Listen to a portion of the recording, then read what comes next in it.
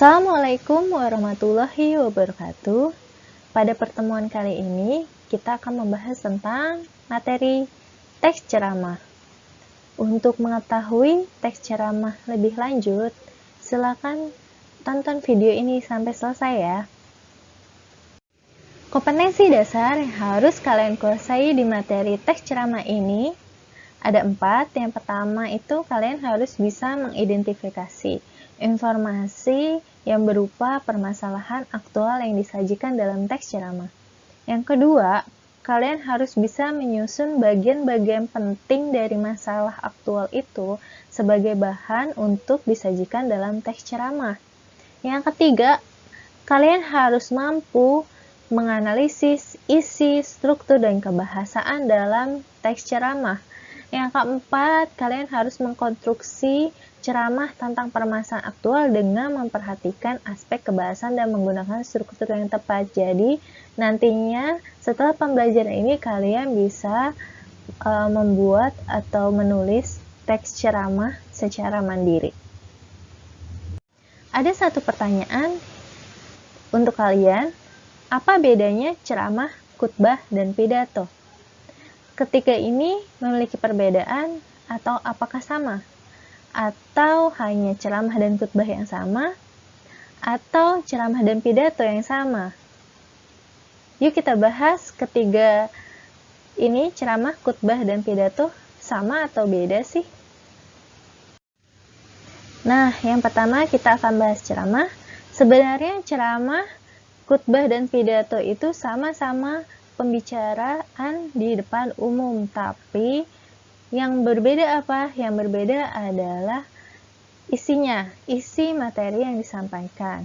Yang pertama ini ceramah. Ceramah ini pembicaraan di depan umum, berisi penyampaian informasi dan pengetahuan. Jadi segala informasi dan ilmu pengetahuan yang disampaikan di depan umum itu disebut ceramah. Contohnya seperti seminar atau workshop, dan materinya disesuaikan dengan pembicara yang sudah sesuai dengan bidangnya. Jadi topiknya apa, baru dicari pembicaranya yang memang ahli di bidang tersebut. Jadi di sini ceramah itu isi materinya itu bersifat umum, informasi dan pengetahuan. Nah, sekarang kita membahas tentang khutbah. Khutbah itu sama-sama berbicara di depan umum persamaannya. Tetapi dalam khutbah ini, isi materinya lebih spesifik. Hanya membahas mengenai tentang pengetahuan agama saja. Nah, sekarang kita bahas tentang pidato. Pidato ini sama-sama berbicara di depan umum. Tapi isi materinya lebih bersifat mengajak si pendengar untuk melakukan sesuatu.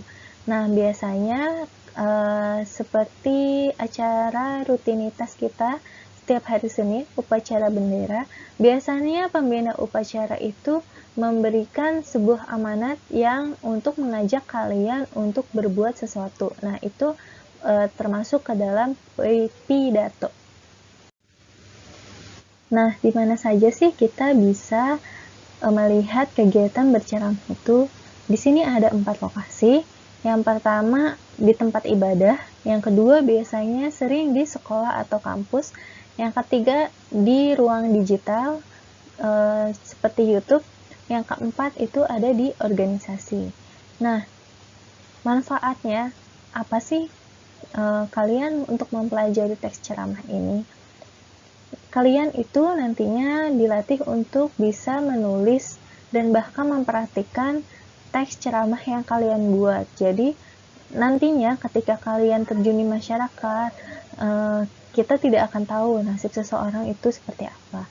Siapa tahu kalian nanti di kampus bisa menjadi presiden mahasiswa, atau di nantinya ada yang menjadi seorang pejabat, atau dosen, atau doktor, dan segala macam di keahlian bidangnya masing-masing. Nah, kalian di sini dituntut untuk bisa berbicara mengenai ilmu pengetahuan atau informasi yang akan kalian sampaikan. Jadi manfaatnya sangat banyak ya untuk mempelajari teks ceramah. Jadi kalian sudah terlatih ketika diminta untuk sebagai pembicara, kalian sudah tidak canggung lagi atau tidak bingung lagi. Kalian sudah paham dan mengerti strukturnya bagaimana, kebahasannya seperti apa. Jadi kalian tidak sulit lagi untuk menjadi pembicara nantinya. Oke, baiklah, inilah ciri-ciri teks ceramah, ada 5. Yang pertama, disampaikan oleh seseorang yang memiliki keahlian dalam bidang tertentu, karena di sini kan ceramah itu menyampaikan informasi dan pengetahuan.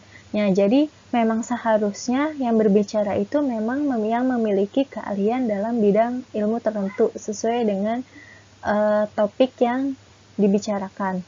Kemudian yang kedua, menginformasikan topik yang dapat memperluas pengetahuan. Jadi, menginformasikan sebuah pengetahuan yang memang belum banyak orang yang tahu. Yang ketiga, ada komunikasi dua arah, bisa berupa dialog, tanya jawab, dan diskusi. Nah, tadi bedanya dengan pidato, kalau pidato itu kan dia komunikasinya satu arah, hanya pembicara berbicara kepada pendengar. Nah, kalau untuk teks ceramah ini bisa dilakukan komunikasi dua arah. Jadi, pendengar pun bisa tanya jawab dengan si pembicara atau berdiskusi. Yang keempat, ceramah dapat disajikan menggunakan alat bantu. Nah, alat bantu ini bisa berbagai macam ya. Bisa alat bantunya itu proyektor dan laptop contohnya. Terus yang kelima, ceramah memiliki objektivitas dan unsur-unsur yang mengandung kebenaran. Jadi materinya ini berupa fakta ya, yang mengandung kebenaran.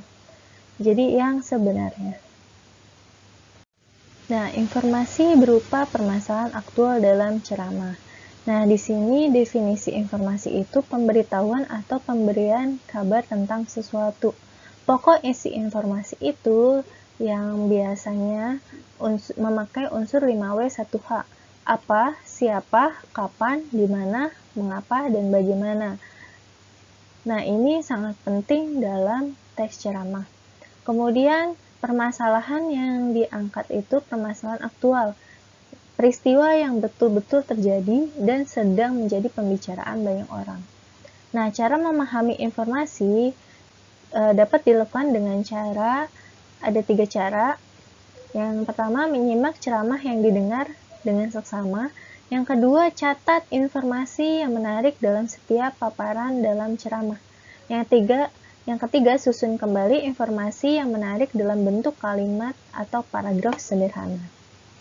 Itu bagaimana cara kalian bisa memahami informasi dalam teks ceramah. Nah, di sini ada jenis-jenis informasi. Informasi apa? Informasi yang biasanya ada dalam teks ceramah. Di sini dibedakan menjadi 5 jenis informasi. Yang pertama, informasi berdasarkan fungsi dan kegunaannya. Yang kedua, informasi berdasarkan kepentingan. Yang ketiga, berdasarkan format penyajian. Yang keempat, berdasarkan bidang kehidupan.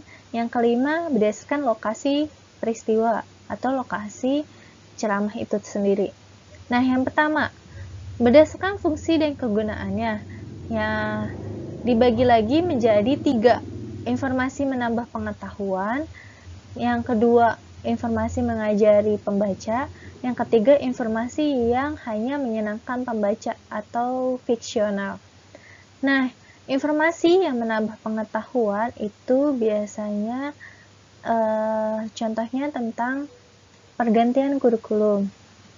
Kemudian yang kedua, informasi yang mengajari pembaca, contohnya teknik belajar yang jitu, karena informasi ini adalah informasi edukatif. Yang ketiga itu informasi yang hanya menyenangkan, ini misalnya cerpen, novel, atau komik. Nah, selanjutnya informasi berdasarkan kepentingan. Di sini kepentingan ada 4 kepentingan. Yang pertama itu menyangkut keselamatan atau kelangsungan hidup si pembaca. Yang kedua itu menyangkut perubahan atau pengaruh pada kehidupan si pembaca. Yang ketiga tentang cara atau kiat baru dan praktis bagi si pembaca untuk meningkatkan kualitas hidup. Yang keempat tentang peluang bagi pembaca untuk memperoleh sesuatu. Nah, jenis informasi yang ketiga yaitu berdasarkan format penyajian. Format penyajian ini ada berbagai macam, bisa berupa tulisan, gambar, atau lisan. Nah, biasanya yang berbentuk tulisan itu berupa berita, artikel, resensi, atau karya non-fiksi. Jenis informasi yang keempat yaitu berdasarkan bidang kehidupan. Nah, informasi ini didasarkan tentang bidang-bidang kehidupan yang ada, misalnya pendidikan, olahraga, musik, sastra, budaya, dan iptek. Jenis yang kelima itu berdasarkan lokasinya. Nah, lokasi ini berdasarkan lokasinya bisa daerah, nasional, atau mancanegara. Selanjutnya, tanggapan terhadap informasi dan permasalahan aktual dalam ceramah. Bagaimana sih untuk menanggapi informasi yang ada di dalam teks ceramah? Di sini bisa kita lihat, tanggapan terhadap isi ceramah itu bisa berupa pertanyaan, ungkapan persetujuan, boleh penolakan, kritik, saran, pujian, ataupun sanggahan. Nah, langkah-langkah yang perlu diperhatikan untuk menanggapi teks ceramah itu. Yang pertama, kalian simak ceramah yang didengar dengan seksama, agar kalian bisa menangkap informasi secara utuh. Yang kedua, catat pokok-pokok isi ceramah tersebut. Yang ketiga, berikan tanggapan terhadap materi ceramah, baik itu kritik, saran, sanggahan, pujian, persetujuan, maupun penolakan. Nah, tanggapan ini harus disertai alasan dan bukti yang logis. Unsur-unsur dalam ceramah di sini ada 5 unsur. Yang pertama, penceramah, kedua pendengar, yang ketiga materi, yang keempat metode ceramah, yang kelima media ceramah. Nah, yang pertama, penceramah. Penceramah ini adalah seseorang yang memberikan ceramah berupa nasihat, informasi, pengetahuan, maupun gambaran kepada pendengar. Unsur yang kedua yaitu pendengar. Pendengar ini adalah orang yang menerima informasi yang disampaikan oleh penceramah atau pembicara. Yang ketiga adalah materi. Materi atau bahan ceramah berupa permasalahan aktual yang diolah secara tepat, menarik, dan sesuai acara. Yang keempat, metode ceramah. Metode ceramah ini ada 4 jenis. Yang pertama itu metode ceramah impromptu atau spontanitas. Jadi si penceramah ini melakukan ceramah tanpa ada persiapan. Jadi langsung melakukan ceramah. Nah, yang kedua itu ada metode menghafal. Metode menghafal ini menghafal teks yang sudah disiapkan. Jadi menghafal dari kata per kata sampai selesai.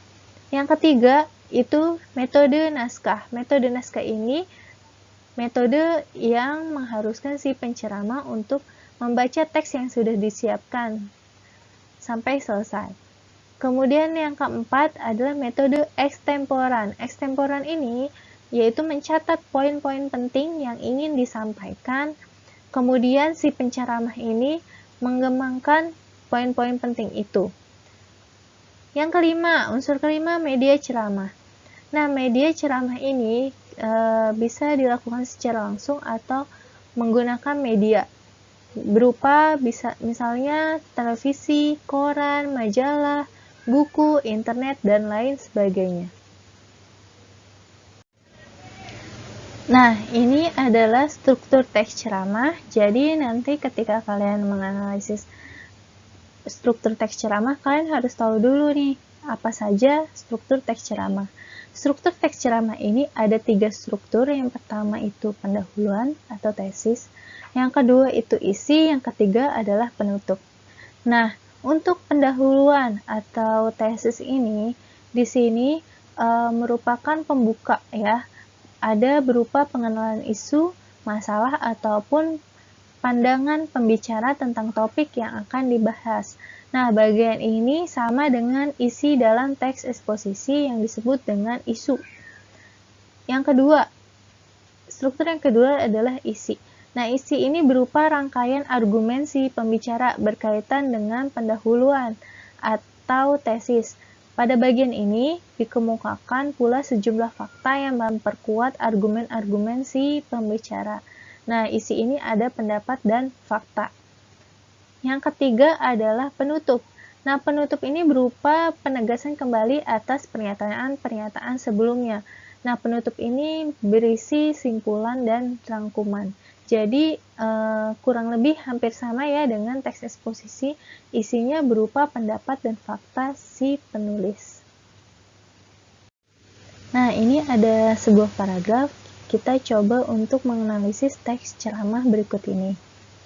Pemilihan kata-kata oleh masyarakat akhir-akhir ini cenderung semakin menurun kesantunannya dibandingkan dengan zaman saya dahulu ketika kanak-kanak.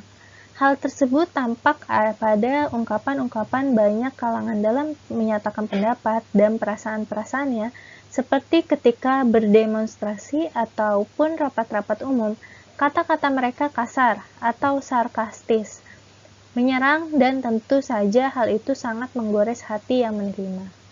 Nah, pada bagian ini, itu mengenalkan permasalahan utama atau teksisnya, yaitu tentang menurunnya kesantunan berbahasa masyarakat. Nah, biasanya di bagian pendahuluan ini ada di paragraf awal atau paragraf pertama. Nah, ini adalah paragraf selanjutnya.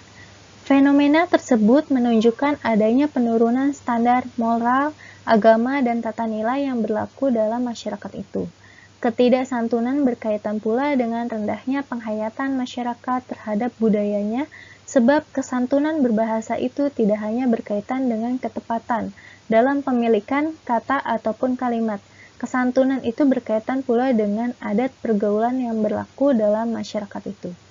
Nah, ini masuk ke dalam struktur isi, karena di paragraf ini ada argumen pembicara tentang menurunnya kesantunan berbahasa masyarakat. Nah, biasanya bagian isi ini ada di paragraf 2 ya, setelah pendahuluan. Nah, tadi pendahuluan itu ada di paragraf 1, kemudian yang kedua sudah masuk pada struktur isi. Dan biasanya argumen ini lebih dari satu paragraf, jadi bisa kalian lihat isi setiap paragrafnya itu berupa argumen atau pendapat atau bukan. Nah, selanjutnya ini saya ambil langsung di paragraf terakhir yang isinya berbahasa santun seharusnya sudah menjadi suatu tradisi yang dimiliki oleh setiap orang sejak kecil. Anak perlu dibina dan dididik berbahasa santun. Apabila dibiarkan, tidak mustahil rasa kesantunan itu akan hilang, sehingga anak itu kemudian menjadi orang yang arogan, kasar, dan kering dari nilai-nilai etika dan agama. Tentu saja kondisi itu tidak diharapkan oleh orang tua dan masyarakat manapun. Nah, ini saya langsung ambil dari paragraf terakhir, contoh teksnya ada di bab teks ceramah ya yang di buku paket kalian. Nah, di sini masuk ke dalam penutup. Kenapa? Karena di bagian ini ada berupa simpulan sebagai hasil penalaran dari penjelasan sebelumnya yang ditandai oleh kata-kata yang berupa saran-saran yang disertai pula sejumlah alasannya. Nah, di sini kan ada saran nih. Seharusnya sudah menjadi suatu tradisi ya sejak kecil. Nah, sarannya anak itu perlu dibina dan didik berbahasa santun. Itu merupakan saran dari penjelasan sebelum-sebelumnya. Nah, itulah pembahasan kita tentang teks ceramah dari mulai ciri-ciri, definisi, kemudian informasi yang ada di dalam teks ceramah, jenis-jenis informasinya, sampai dengan ke struktur teks ceramah. Untuk pembelajaran kali ini cukup sekian, nanti di video selanjutnya kita akan membahas tentang kebahasaan teks ceramah. Terima kasih sudah menonton sampai selesai, semoga materi ini bermanfaat untuk kalian, kurang lebihnya mohon maaf. Wassalamualaikum warahmatullahi wabarakatuh.